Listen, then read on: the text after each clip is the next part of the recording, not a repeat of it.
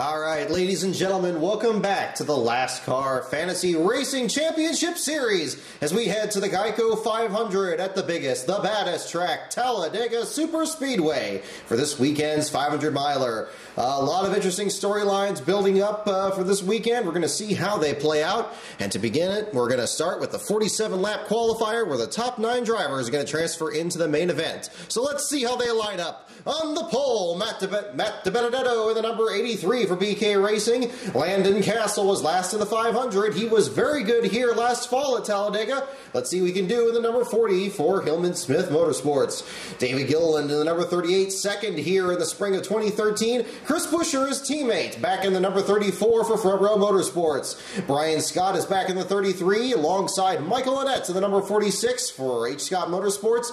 Josh Wise looking to get another good run here at the plate tracks after just missing out with some misfortune at the Daytona 500 when he had problems in the duels. J.J. Yaley back in the 23. He stepped out for Jeb Burton last week. Ryan Blaney is in the show once again, trying to make it into the field with the Wood Brothers team, number 21. Bobby Labonte back in the number 32 for the Frank Stoddard Go Fast Racing team. Brendan Gaughan in the number 62 alongside Justin Allgaier in the 51. He was one of 2 surprising DNQs along with Ricky Stenhouse last fall when the qualifying procedure was a little bit crazier. And we have Cole Witt in the number 35 alongside Alex Bowman. Rumors flurrying about the Tommy Baldwin team perhaps merging with BK Racing. Golden Corral is with the number 7 this week. Hopefully they can get a good run here. Maybe that'll help things quite a bit for them. Michael McDowell's back in the field with the Levine Family Racing team, the number 95. Jeb Burton will round him out in the BK Racing number 26. So without any further ado, let's go ahead and jump right into this show right here. 47 laps will complete this distance. Top 9 drivers will transfer in. Matt DiBenedetto leads him to the green, and here we go. David Gilliland to the top spot. DiBenedetto gets shoveled back to 6th to 9th to 10th. He's already on the outside looking in. David Gilliland has the spot. Chris Buescher, his teammate, in 2nd. Josh Wise to 3rd. Ryan Blaney in 4th. Justin Allgaier in 5th. Michael Annett in 6th. Witt gets past Annett, and the field is strung out big time. David Gilliland is running away with this one by more than almost 6 seconds. 5.5 seconds down. Chris Buescher gets the lead, and Gilliland will drop out with gearbox problems for the lead, and Ryan Blaney gets the top spot from Chris Buescher. My goodness, a sudden reversal of fortune has a 38 falling out of the show. Let's take a look at what happened here. Listen to those cars going at such a high pitch. My goodness. But what on earth happened to the 38? Terrible break for him. There he is. He was running in the lead, I believe, when the car just dropped out of the field here. Let's cue it back a little bit here. We're on lap. He completed 18 laps. It might not be far enough. That's only about 20 minutes. So you could probably get it in there. Going back. There we go. There he is indeed. He was running in the lead and he was running away from it, but my goodness, the car just let go. And at the same time, we had a battle here between Chris Buescher and Justin Allgaier. They're running for 2nd with, looks like Cole Witt right behind him, none of them knowing that they were suddenly going to be battling for the lead. There is Chris Buescher in the 34. Let's get another angle here if we can. There we go. And Chris Buescher ahead of Justin Allgaier. They are coming off of turn 4 at the same time the 38 is pulling down pit road. Here comes Ryan Blaney catching up to the 3 of them. Very strange. You have like a late 80s restrictor plate setup here where we have several cars pulling away. Actually, probably a pre-restrictor plate era setup here. But we do see Chris Buescher leading. Ryan Blaney had the lead not too long after that. Look at him. He just drives right through him here all by himself. My goodness. Wood Brothers machine showing some muscle here once again. Getting by Cole Witt by himself. He's tracking down the lead duo. Here he comes to the inside of Allgaier, and there is Chris Buescher in front. Ryan Blaney already working to the inside of Allgaier. He gets around him. Now he's tracking down Buescher, and through turns 3 and 4, it appears to be coming off the corner. There is Ryan Blaney. He will take the lead. Actually, it's coming onto the backstretch here. Ryan Blaney ahead of Chris Buescher. They're side by side. Blaney prevails coming down the back straightaway, and there he is. And the race continues under green. 27 laps complete. Blaney now running away with it by 4.2 seconds. No accidents to be spoken of so far. 32 laps of very clean racing, other than the issues for David Gilliland. Bobby Labonte, 22 seconds back, desperately needs a caution to get back in the show. Well, we're down to the final 7 laps of this event. Ryan Blaney leads. We have shuffling in the back of the pack here all of a sudden. Brian Scott, several of those drivers dropping back. That's going to put Jeb Burton into the show. White flag is out. Most likely a victory for Ryan Blaney. There he is. But let's take a look at what happened here at the back of the field. I think Brian Scott may have had an issue. No, just maybe some pit stops here. Let's move it back a little bit. It's shuffled down, and we had several drivers losing a lap here. Don't know if maybe somebody had an issue. Looks like... Or maybe Ryan Blaney just straight caught him and just drove right by. No, we did have pit stops for some of these drivers. It's going to come right at the end of a pit cycle for several drivers. That's going to be disastrous for them because we're down to just the last couple laps. In fact, we took the white flag right when we cut away. So we're going to have several drivers that were right in the transfer spot. They're going to fall out. Here's J.G. Yaley. Here's Landon Castle and Brian Scott. We're battling for the transfer spot in the 9th position. We have Alex Bowman and Jeb Burton right behind him. But as you can see, 2 of them pulling off on pit road. That's going to give the spots to Castle and Burton. Here's Brian Scott and Alex Bowman coming in right behind him. It looks like Brendan Gaughan. No, he does not come in. Looks like Michael McDowell, Bobby Labonte, they stay out as well. But white flag and the checkered flag. Ryan Blaney wins the qualifying race in an absolute walk over Chris Buescher. Matt DiBenedetto, the pole sitter, over J.J. Yaley. 10.4 second margin of victory. Oh, my goodness, in 47 laps. Ryan Blaney has absolutely cruised to the victory here. Blaney over Buescher, DiBenedetto, Yaley, Annette, Allgaier, Wise, Jeb Burton, and Landon Castle. Brendan Gaughan was climbing his way back into contention with those late pit stops, but it still was not quite enough time for him to get back into the show. So that will drop him out of the field, along with Michael McDowell, Bobby Labonte, Cole Witt, Alex Bowman, and Brian Scott. Witt, Bowman, and Scott looks like they were the ones that were pitting at the very end there. They ended up all lapped down. David Gilliland with the early mechanical issues after leading, just starting from the 3rd spot. That will drop him out of the show as well. So, very unusual turn of events, very unusual race as well. We're going to have to see how it's going to play out for 500 miles. Very clean race. So everybody's going to have their primary piece for the main event. So let's go ahead and jump right into this. We're going to take out the Richmond drivers here. And we're going to slot in the Cup guys. For this week, Ryan Blaney in the number 21, your winner of the qualifying event. Chris Buescher back in the number 34. Matt DiBenedetto gets his shot in the number 83 for BK Racing, as does J.J. Yaley back in the number 23. Right behind them, Michael Annette in the number 46 for H. Scott Motorsports. Gets into the show along with his teammate Justin Allgaier in the number 51. Josh Wise for Phil Parsons Racing gets into the show. And the last of that group are going to be Jeb Burton and Landon Castle in the number 40.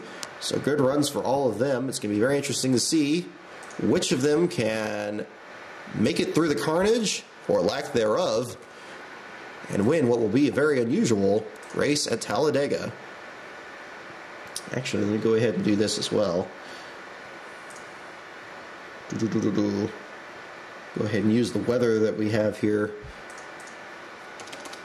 81 degrees, the predicted high for Sunday. And right now we have a south-southwest wind direction at 2 miles an hour. So we'll try to make this as accurate as we can. Okay. So we're going to jump into this. Let's see how they line up. Brad Keselowski, your pole sitter, alongside Casey Mears in the title sponsor's car, number 13. Alongside J.J. Yaley will be in the 2nd row alongside Clint Boyer. 3rd row will be Casey Kane. Josh Wise, another surprise in the top 10. Kurt Busch, last week's dominant winner at Richmond, alongside Sam Hornish Jr. Carl Edwards is in the 19, and Michael Waltrip back in the 55. Brett Moffitt out of the machine, and we're going to have David Reagan in that car after this as well. Matt DiBenedetto with Greg Biffle in row 6, followed by Ryan Newman and Chris Buescher in row 7, Martin Truex Jr. and Jeb Burton in row 8, Kyle Larson and Joey Logano, the 500 winner, in row 9, Denny Hamlin and Ricky Stenhouse Jr. will round out your top 20. Justin Allgaier and A.J. Allmendinger, followed by Jimmy Johnson and Michael Annette. We go further back, we see Dale Jr. in 26, Jeff Gordon in 28th, Kevin Harvick in 27th. Several big names at the back of the field. David Reagan, the winner here 2 years ago, he's going to start 35th in Kyle Busch's machine. And Ryan Blaney, the winner of the qualifying race, is going to have to start all the way in the rear in 38th next to Tony Stewart, who had that very strange misfortune last week at Richmond. So let's go ahead and find out what happens here. Brad Keselowski, your winner last fall, he's going to lead them to the green. So we take a look at the field here. There's what they look like right there at the front of the field. So let's go ahead and start this race up proper. Brad Keselowski and Casey Mears at the front row. Keselowski takes the lead, and we have a caution immediately. Looks like maybe a bit of shuffling at the start. Who was that at the pit? It looks like Carl Edwards with issues. Do we have a situation like 2002 where the leaders were running into each other? Actually, Edwards was a few rows back. It's going to be interesting to see what on earth happened here. Oh, yes. Oh, my. On the very first lap, Carl Edwards was running in 7th. He was right behind Josh Wise. Edwards, in the first accident of the fantasy weekend for this at Talladega. Oh, Edwards just loses, almost collects Kurt Busch, and Sam Hornish slides down the track. He does collect Jimmy Johnson and Aric Almirola in the process. Field continuing to check up in front of him. Nobody else involved. Looks like no serious damage to the 43 or the 48, at least from this angle. Very surprising turn of events on the very first lap when the 7th place car spun out. Only 2 other cars involved, but no other significant damage. Very unusual to have a wreck go quite that cleanly, especially on the first lap. Severe damage to the 19, though. Terrible break for Concrete Carl. As you see again, we're going to look at this from a different angle. There he goes. Oh, look at Kurt Busch, Sam Hornish, Michael Waltrip. Oh, and again, just right into the side of the 48. But they're going to get the race back underway very shortly with only 1 car having trouble. Austin Dillon to the back of the field here. 5 cars, looks like they're at the very tail end of the field. They're going to be right in front of the leaders. Clint Boyer gets the lead in the shuffle. Matt DiBenedetto falls back to 8th. Martin Truex Jr. in 2nd. Sam Hornish Jr. up to 4th. And the race stays under green. We have 4 cars at the tail end lead lap. Make that 5 with Edwards. They're going to be right in front of the field. 6 now with Jamie McMurray. Austin Dillon, the last car running. We have a caution again. That's going to be a huge break for them. McMurray a lap down, and Clint Boyer your leader. Let's look at what happened with McMurray here. As we see the race off pit road, there's Sam Hornish Jr. passing several cars coming down pit road. Not sure how he's able to do that exactly. Let's find out what happened to the one of Jamie McMurray. It looks like brought out our second caution in the very early stages of this. Yes, we have some severe damage to the back of the number 1. The fall winner here in 2013. Yes, he was running 33rd by himself, fortunately. He was at the tail lead lap. Looks like he may have had an issue, maybe a loose wheel or something. Slides it into the fence, and my goodness, he almost got the... Whoa, who was that? Was that Danica Patrick there? Yes. Boy. Ooh, boy, she just got through there. Let's take a look at the onboard of the 10. I don't think anybody else was involved, perhaps. She did not even let up. 190 miles an hour through the corners. Jamie McMurray slides to the apron, didn't get tangled with anyone else, but that brings out the second caution in just 17 laps. After a very accident-free qualifying race, we have 2 cautions in 17 laps. But still nobody out, and McMurray only a lap down. He can perhaps get back in this thing. Clint Boyer leads Jimmy Johnson. Johnson bouncing back from his early spin. Casey Kane to 2nd. Ryan Blaney from last all the way to 3rd. And we have a caution once again. Looks like promise for perhaps Trevor Bayne. No, Michael Waltrip it looks like. Another early accident. Again, something going on with the cars here. Not handling quite correctly. There's Jamie McMurray with damage. Let's look at the back of the 55. Does have damage, yes, and running 27th. He was right behind Josh Wise. There's a pack of traffic in front of him here. Didn't look like it had a roll. And he just loses. The back end gets away from him. He catches the wall, drops a little debris on the track. He slows up in front of Kyle Larson. Larson gets in the binders to avoid hitting Waltrip. But we have a caution yet again. 3 cautions in 26 laps. So let's see what happens here. Casey Mears leads the title sponsors race with Brad Keselowski, the pole sitter, back to 2nd. Almirola out of nowhere gets the lead from the lap 32. Passes 4 cars in 1 lap. Let's see how on earth he did that. We're getting some tight racing at the front of the field here. Perhaps some lap traffic playing a role here. No, let's see. There's Almirola by himself. Looks like, actually, yeah, Ryan Newman there right with him. Perhaps a little two-car tango getting right by these cars. Here he is, running in the 5th, 6th spot. He's coming right by here. Let's take a look at how he gets through the field here on lap 30. Coming through the corners, he gets by Michael Annett. That gets him the 5th spot. There's A.J. Allmendinger in 4th. He gets by him. Ryan Newman right in front of him in 3rd. In turn 2, he gets by him as well, all by himself. The petty car, after that early spin, is on rails. He gets Michael Annett helping him through the corner, through the back straightaway here. He keeps the momentum up. He's side by side with Ryan Newman for the 3rd position. Brad Keselowski and Casey Mears, the lead two, are right with him. Here he comes on the inside. Aric Almirola flying through the field. He is side by side with Mears in turn 4, coming down the straightaway once again. Into the tri-oval. Michael Annett is flying through the field as well. He pulls him all the way to 2nd. And your leader is the number 43 Smithfield Farms machine of Aric Almirola. So we go back into the show again. Everybody's still running. 1 lap down is Jamie McMurray. 39 laps complete. Almirola your leader. Newman gets the lead from Almirola. Keselowski to 2nd. Keselowski to the lead now. Newman to 2nd. Trevor Bayne to 3rd. Almirola 4th. Paul Menard 5th. 2 cars a lap down. Clutch issues for Sam Hornish Jr. That will give him his 2nd last place finish of the year. Greg Biffle with engine problems. That's going to drop him out and fall to 37th. Keselowski leads Newman, Almirola, Mears, Kenseth with problems. Casey Kane, one of the early top 5 drivers. He's out with 35th place with gearbox issues. Matt Kenseth troubles again at the plate tracks. He's starting. Oh, we have a huge accident. 4 cars, 5 cars involved. Dale Jr. involved. Danica Patrick. Gearbox issues for one of the leaders. Brad Keselowski had problems in the process. Absolute pandemonium here. Once again, very early on, 46 laps complete. We had 47 laps in the qualifier and didn't have anywhere near this much disaster here. We go back. There is Kurt Busch with trouble. Oh, yes. My goodness. Right coming out of the tri-oval. Kurt Busch, the Richmond winner, is involved. There's Tony Stewart. There's A.J. Allmendinger. Allmendinger sliding around. Looks like he was the start of this. He had Trevor Bayne right behind him in the 7th spot. And Allmendinger coming through the corner. He backs it into the fence. Keeps it going. Keeps his foot in it, trying to get it straightened out again. But unfortunately, Stewart and Castle get involved there. Allmendinger keeps going. Stewart does not. And Kurt gets in the back of the... oh, my goodness. There's Ryan Blaney involved as well. Let's cue back here. It's like Stewart's car was one that actually collected a lot of these other ones. Stewart's car didn't keep moving where Castle and Allmendinger did. There's Kurt getting involved, his teammate. That knocks him right into the path of Ryan Blaney and taking him out. I believe Dale Jr. is involved as well. He must have hit either Stewart. Oh, there is Hamlin and Johnson. Oh, my goodness.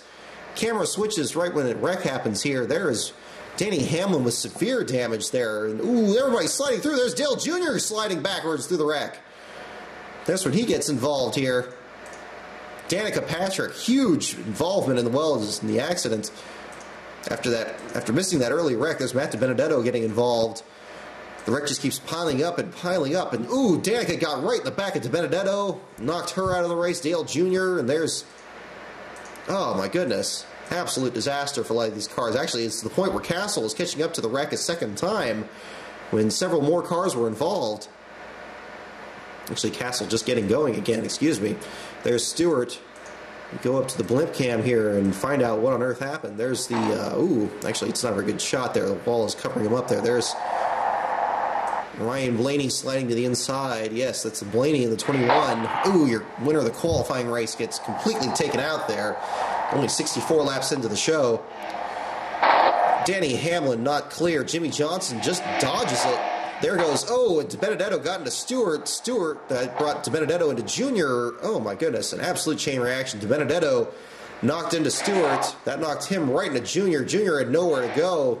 Spun him into the wall. DiBenedetto also got into Hamlin here down the stretch. Knocked him back into traffic just in time for Danica to run into him. And, ooh, and there's Castle flying through. And I don't believe he got involved there. He looks like he made it through in the corner. Several cars did not. So a huge multi-car accident takes out several contenders. Much like we had at Texas in the simulator here. Cars coming around for the second time get involved. And in the process, Brad Keselowski, one of the early leaders with gearbox issues, that gives the leader to Casey Mears. On lap 70, he's ahead of Trevor Bayne, Paul Menard in third, Martin Truex Jr. in fourth. Engine problems for Justin Allgaier. He falls out. Michael Waltrip 2 laps down after his early accident. David Reagan out with electrical issues. Terrible break for him. Denny Hamlin pits again. He's 3 laps down. We're 82 laps into this 188-lap race. Trevor Bayne is now leading. Ryan Newman, Casey Mears, Paul Menard, Martin Truex Jr. We have a shuffle at the back here as Landon Castle has shuffled his way back into the contention. He's up to 8th, now back to 10th.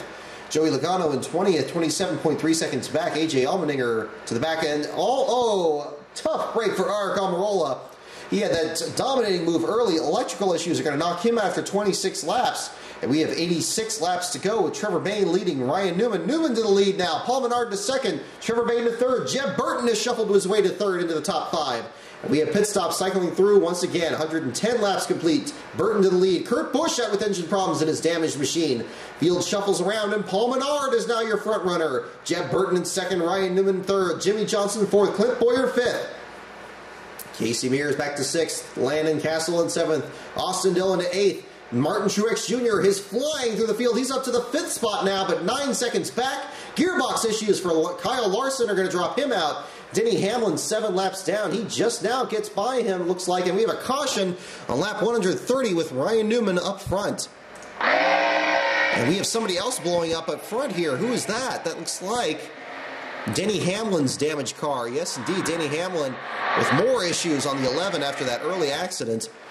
He will not be running too much longer. Look at the damage to the 11 FedEx machine. He still makes a scheduled stop. Not sure if he's going to come back out after that. So we have a caution here once again. We rewind this back here a bit to the moment of caution to find out why we are under yellow here. Perhaps some debris off one of the many cars damaged. You see the smoking Denny Hamlin car coming around the track. I'm not sure if it was just for him. Usually in this we have, oh yes, Carl Edwards, who would probably be that. 20th place car. He was still 20th after the first lap accident that dropped him way to the back, but he gets backed into the fence once again, and my goodness, that'll slide him through the track on lap 125. Slides down into traffic. Nobody else there, thank goodness. Nobody else involved. Carl, in fact, keeps going. There's Landon Castle going by, or actually, no, Joey Logano. However, it is Carl Edwards who puts us under caution once again on lap 125.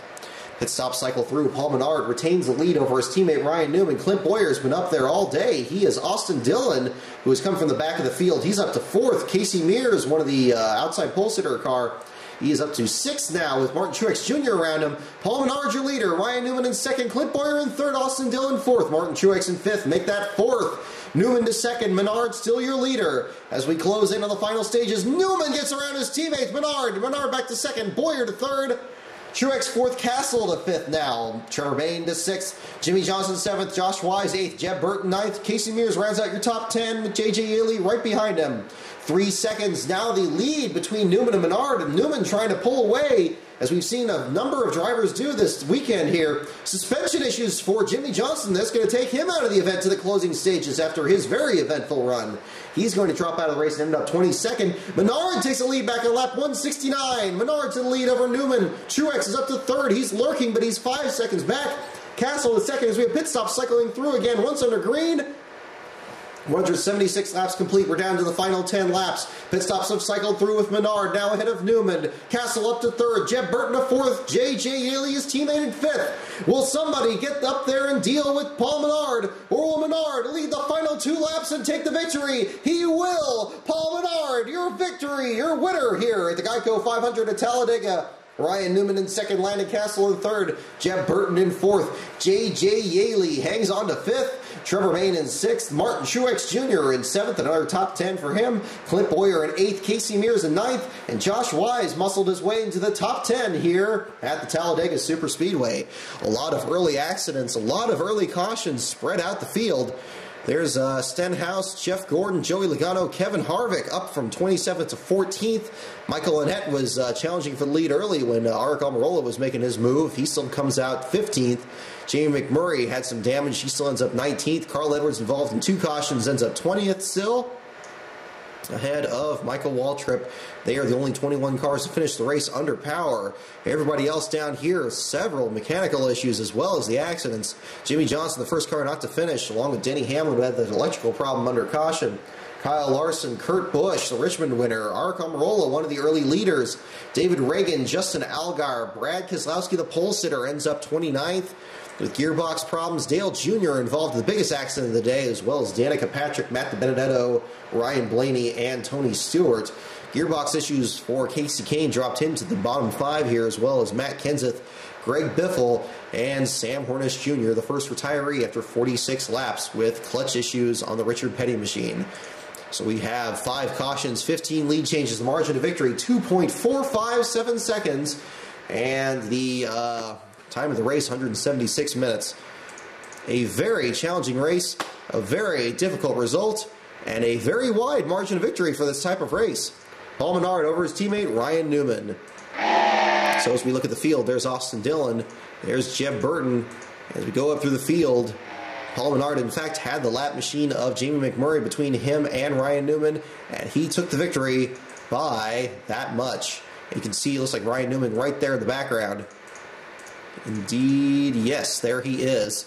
That's what 2.5 seconds looks like. You have the start-finish line at some tracks is here, but at Talladega, it's over here. And that was the margin of victory for Paul Menard. So, until next week, stay tuned for more fantasy videos. I want to give a special thank you once again to the Carry and Coffee Show for having me on last Sunday before the Richmond race to talk about LASTCAR.